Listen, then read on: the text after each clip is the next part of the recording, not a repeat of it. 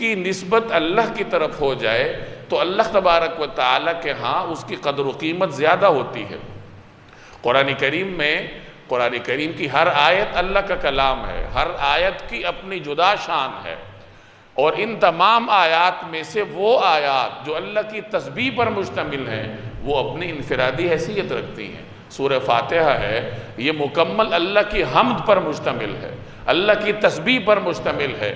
اس سورت کو اللہ نے انفرادی شان دی ہے۔ آپ ہر نماز کی ہر رکعت میں سورہ فاتحہ پڑھتے ہیں، باقی صورتوں میں سے کوئی بھی صورت پڑھ لی جائے لیکن سورہ فاتحہ الگ سے پڑھنی ہوگی۔ اسی طریقے سے قرآن کریم کی وہ صورتیں جن کا آغاز اللہ کی تسبیح سے ہوتا ہے، سبح للہ ما فی السماوات و ما فی الارض، یسبح للہ ما فی السماوات و ما فی الارض، 6 یا 7 صورتیں ہیں جنہیں مسبحات کہا جاتا ہے، جن کا آغاز اللہ کی تسبیح سے ہوتا ہے۔ تو قرآن کریم کی صورتوں میں سے ان مسبحات کی اپنی فضیلت ہے، ان کی اپنی شان ہے۔ مختلف روایات میں جناب رسول اللہ صلی اللہ علیہ وسلم نے ان کے فضائل بیان فرمائے ہیں۔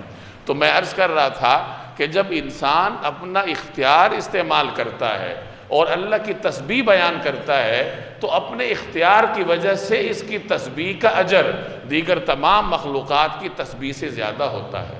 ایک روایت میں آتا ہے الحمدللہ تملأ المیزان، جو آدمی الحمدللہ کہتا ہے تو اس الحمدللہ کی وجہ سے اس کو اتنی نیکیاں ملتی ہیں جو اس کے میزان کو بھر دیتی ہیں۔ ایک مرتبہ الحمدللہ کہنے میں کتنا وقت لگتا ہے؟ کوئی وقت نہیں لگتا، نہ کوئی مشقت لگتی ہے، نہ کوئی توانائی لگتی ہے، لیکن جب آپ اپنے ارادے سے اور اپنے اختیار سے ایک مرتبہ الحمدللہ کہتے ہیں تو یہ روایت آپ کو خوشخبری دے رہی ہے کہ آپ کا ایک مرتبہ الحمدللہ کہنا آپ کے میزان کو، آپ کے ترازو کو نیکیوں سے بھر دیتا ہے۔ وَسُبْحَانَ اللَّهِ وَالْحَمْدُ لِلَّهِ تَمْلَأُ یا تَمْلَآنِ مَا بَيْنَ السَّمَاءِ وَالْأَرْضِ، اور سبحان اللہ اور الحمدللہ جب کوئی آدمی یہ کہتا ہے تو یہ تسبیحات اس کے لیے زمین و آسمان کے درمیانی خلا کو نیکیوں سے بھر دیتی ہیں۔ زمین و آسمان کے درمیانی خلا میں کتنے نیکیاں آتی ہیں، کوئی ایسا آلہ نہیں ہے ہمارے پاس جو اس کو ریکارڈ کر سکے، اس کو شمار کر سکے۔ بے شمار نیکیاں اللہ تعالیٰ اپنے اس بندے کو نصیب کرتا ہے جو ایک مرتبہ سبحان اللہ اور ایک مرتبہ الحمدللہ کہے۔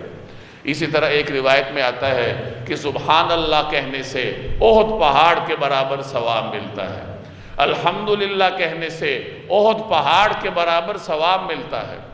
اسی طریقے سے لا الہ الا اللہ کہنے سے احد پہاڑ کے برابر ثواب ملتا ہے۔